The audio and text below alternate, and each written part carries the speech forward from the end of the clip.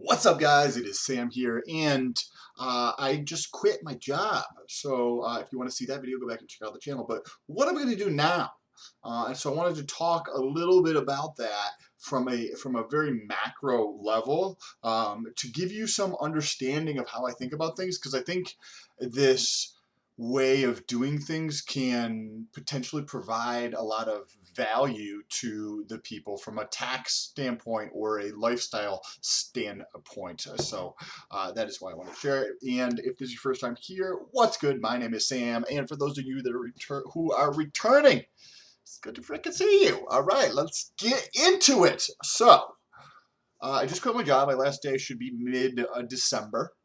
What am I going to do then? I don't make enough money online to support myself, so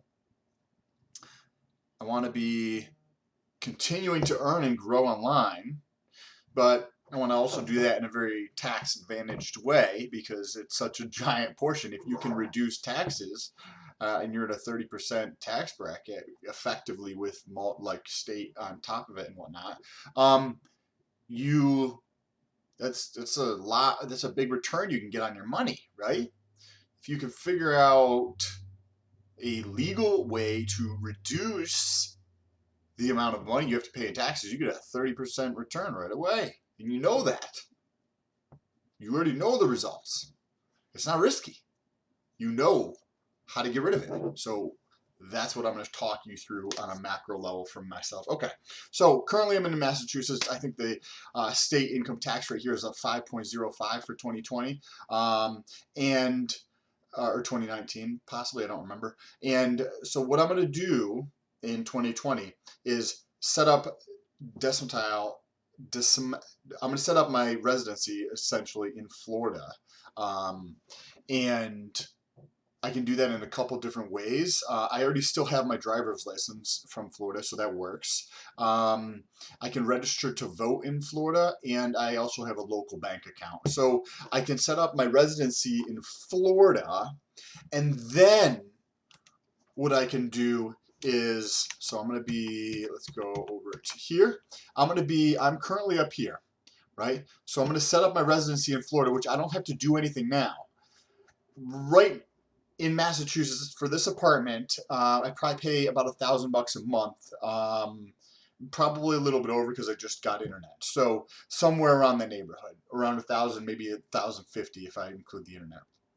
So what I'm going to do is just stay in Airbnbs around the country. So I'm going to show you something here. If we come over to Airbnb, people are like, how could you do that? Well, first of all, I'm basic as fuck. Second of all, if you just come over to Airbnb, what we've got is for the entire month of February, because that's probably when I'm thinking about doing it, one guest, the entire place. Like I don't want to share a room. I just want, I don't want like a room in a shared house or something. I just want the entire place to myself, and I want to spend less than $700. And look at this, there's a bunch of places. But what's kind of interesting, if you use Airbnb, if you just like zoom in, more places come up. So there's like a shitload of places all around the country, depending on where you want to go. I want to go to Washington, right? There's places there. And Washington's probably fucking expensive, right? It doesn't matter where you want to go. It's pretty easy to find places that are less than what I'm paying here. And have a place where it does two things. Right? Well, it does like multiple different things. I'm going to touch on all three parts here, right? So we've got three different things. First of all, the burden of having to remember to pay a bill, not in terms of the cost of the bill, but just the mind space that takes up in my mind to, oh, I need to go through and pay this bill or do this or send out a check. Oh my goodness. That is extremely painful for me to do. I gotta get a check, gotta actually write it out, I need to get an envelope, I need to write that out, I need to write my return address, I need to put a stamp on it, I need to put the thing inside of it, but I always am paranoid, so I fucking put a piece of paper inside of there as well. So I gotta get that paper, fold it up, and then put it inside, and then I gotta put the check inside, and then I gotta lick it, and then I gotta close it, and then I gotta go all the way down to the front door, and then I gotta put it in the fucking mailbox, and then I gotta come all the way back upstairs. That sucks. So if I use Airbnb, I don't ever have to do any of those things again. I don't want to do those, and I don't think anybody should do things that they don't want to do. Like, I just don't want to do that. So staying in an Airbnb um, allows me to do that. Somebody else can take care of the internet bill. Somebody else can take care of the water bill. Somebody else can take care of the light. I just don't want to do any of this stuff. I don't want to even think about it. I don't want to take the trash out. I want somebody else to do that shit. I don't want to. It's not something that I want to do at all, and I'm not a fan of doing things I don't fucking want to do. So that's the first thing. The next thing, right? Look at these. They're say I can. It looks like most of them are decently below, or at least in the mid 600s for these for a apartments to rent out or studios or whatever.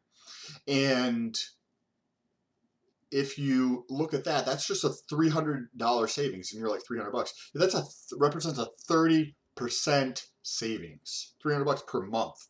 That's just like $3,600 a year of savings, right there. But then, remember at the beginning, I said I'm going to set up my residency in Florida, and I'm going to continue doing this on here full time, putting out content full time, and I'm going to go to these places and put out content in those places, so that Airbnb is, I'm going to it for a business purpose to create content in that geographic area, and that Airbnb is going to be a business expense. So for this example, say it's $700. So we already have a 30% savings, right? Because I'm paying $1,000 here, and this is 700. So there's 30% right there. And then just say that we pay 30% of taxes. That comes out to be $210 more that I get back per month, right? So now we're up to $500 a month in terms of savings. $500 a month in savings by quitting my job. Yeah. And 500 times 10 is 5,000. So that's over $6,000 worth of savings in a year. That's tremendous, especially like when my threshold's so low in terms of how much money I need. I probably very comfortably at like $2,000. Pretty comfortably probably at like 1,850. I'm thinking, 1,800-ish. So, and if I can bring down the cost of this by $500, that's either $500 that I can continue to save so that I have more than 20 months worth of savings, right? Because my overhead dropped, or $500 that I could put into growing my business even faster, or just doing more fun shit and putting it out online, right? Or some combination of all those things. And the more closely I can tie in the correlations of the things that I do in real life with a business purpose, then you can shift some of the things, if not all of them, to business, which means that you get a 30% discount on everything, which is pretty fucking substantial, right? Like, the government wants to tax us on everything, so I want everything I do to be a business, right? So that I can write it all off and get some of that money back at paying taxes.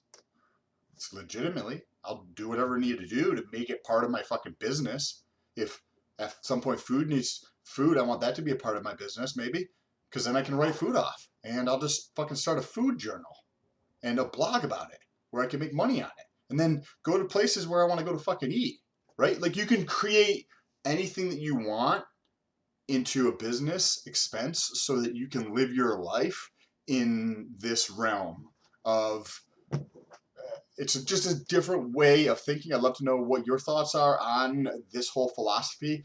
The numbers look retarded when I go international. If you guys want to see the numbers on a global scale and get into the macro view of where I plan on going, let me know down below in the comments, and I'll make a video on that. Because when you go international, the numbers are just stupid. The taxes, they're different. There's a different approach to the taxes, but it is even more advantageous to move outside of the United States, because you can get an instant return on your money. It's fucking stupid. But anyways, we can talk about that at a different time. If you do leave a comment down below, use the hashtag Stolt, and then I can find it in my Google or my YouTube analytics by searching for hashtag Stolt, and then we can talk about these comments, because I think there's a tremendous amount of valuable insight in these comments, and that's why I like to highlight them at the end of the video. This next one we have, the first one we have is from Warren Sanders. What's up, Warren Sanders? I think we talked about one of your comments the other day, so I appreciate the support. I do. So, where's the projection graph? Yang is first-time candidate. He had 0, but less than a year ago, he's 5th. Bernie has been around for 40 years and he's maxed out. Just want to see if Yang have enough time. In reference to the brand new awareness ranking that I just put out based on the Twitter hashtags usage and Instagram engagement and the views on YouTube when you search for a candidate's name. So we put all of that together to try to get an understanding of where the collective interest is around these candidates. We took an average, and that's what he's referencing there. A projection graph, I think we could get there as we build more data. It's definitely an interesting idea. I think I'll probably do more prediction type of videos as I understand how much more accurate it is and I get the data behind it. That would be pretty interesting, or place bets on it. I think there's a couple websites where I could potentially legally set up to bet online on something like this. I don't know. I've never actually checked. But it is kind of interesting to see that Bernie has been around for quite a while, and and Andrew Yang is already 5th in a lot of these things. It is kind of interesting because Andrew Yang ranks a lot higher in some of the other things as well. I do see a sustained amount of like energy behind Andrew Yang. I feel like it abated a little bit, but there's still a steady flow of like interest in him. He's lost a little bit of ground, but he does seem to still be in that conversation. I don't know what it is that's going to really like put him overall in the macro view at the power rankings level, where we take the average of all of our factors. I'm not sure what it's going to take to give Andrew Yang like enough of to be, you know what I mean, at that cusp of like just being enough to be able to think about it, to really push him into the upper ranks of like of who's talked about. Because in a lot of the stuff we're doing, he's ranking very well, but in some of the stuff there's still like some room for improvement. So it is going to be super interesting to watch, and it's going to be interesting to see how the awareness ranking affects our power rankings, because this is our 8th factor in our power rankings. So our power rankings, for anybody who doesn't know, is the YouTube search volume, the Google search volume, a ranking of their website, a ranking of their Twitter account, a ranking of their YouTube channel, and a ranking of their Facebook, a ranking of their donations. And we just added the awareness ranking. So it's got 8 separate factors that get averaged into one overall score for the candidates. And that is the overall, based on all the data that we collect. That's who is number 1. So this is, I feel like, pretty representative of what's happening, but there's also the other things to consider, right? Because they might have a certain amount of interest in terms of our ranking. However, they might also run out of money because they're not utilizing it effectively. You know what I mean? They're spending it on things that are not getting them their ROI they need, or they're just not getting enough interest from the public, right? Because their message is just not good enough, or they don't know how to get it out in front of people, which could also be happening with some of these candidates. They should use the fucking internet. I think you guys know that. But if they run out of money, I could see them dropping out much further, even if they're not in the top like 11th or 10th or ninth place. I could see candidates in the top like 9. I could see some of those potentially dropping out if they're not able to garner more interest from the public and they run out of money. One of those two things, or both of them happening in conjunction with each other. I could see some like it will be interesting to see when the donations, those numbers come out for this quarter. It'll be interesting to see what those look like. I think Andrew Yang is going to do very well. His website's always ranked very well relative to all the other candidates. So I would expect that he should have a large amount of donations again. And even maybe an increase in terms of total donations because of how well his site has been doing relative to all the other candidate sites. Anyways, let's move on to Max Payne. What's good? I think that's a game, isn't it? Max Payne. I think it was a Xbox game. I see your first choice is Yang, but also, who is your second choice? Yang and Tulsi supporters should make up their mind on their second choice because of their okay, I think well, actually, so first of all, for me, I actually do not pay attention to what any of the candidates say. So I do not actually say I would support anybody. I think I can provide a lot more.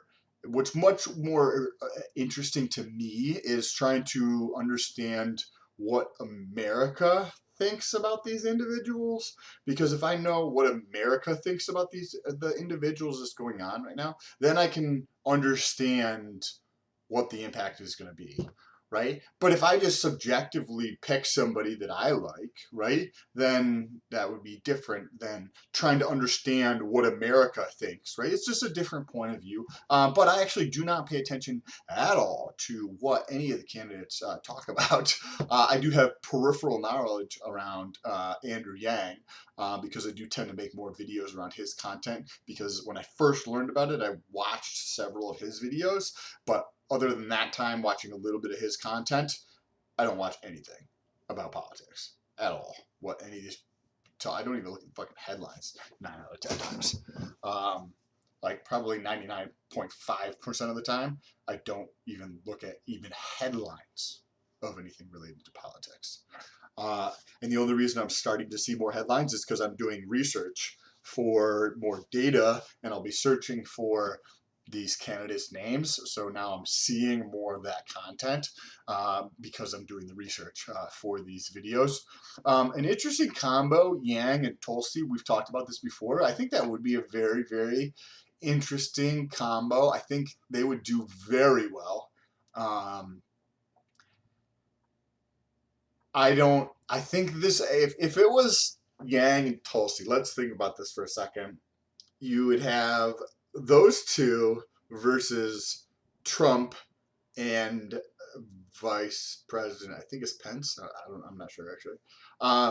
And that would be such an interesting dynamic for debates, and just that would be a very interesting conversation that would be happening in the collective. And I think a lot of this conversation is such a good thing because the information that we have out here, people are so fucking polarized about stupid ass shit. Like, people need to actually just have conversations.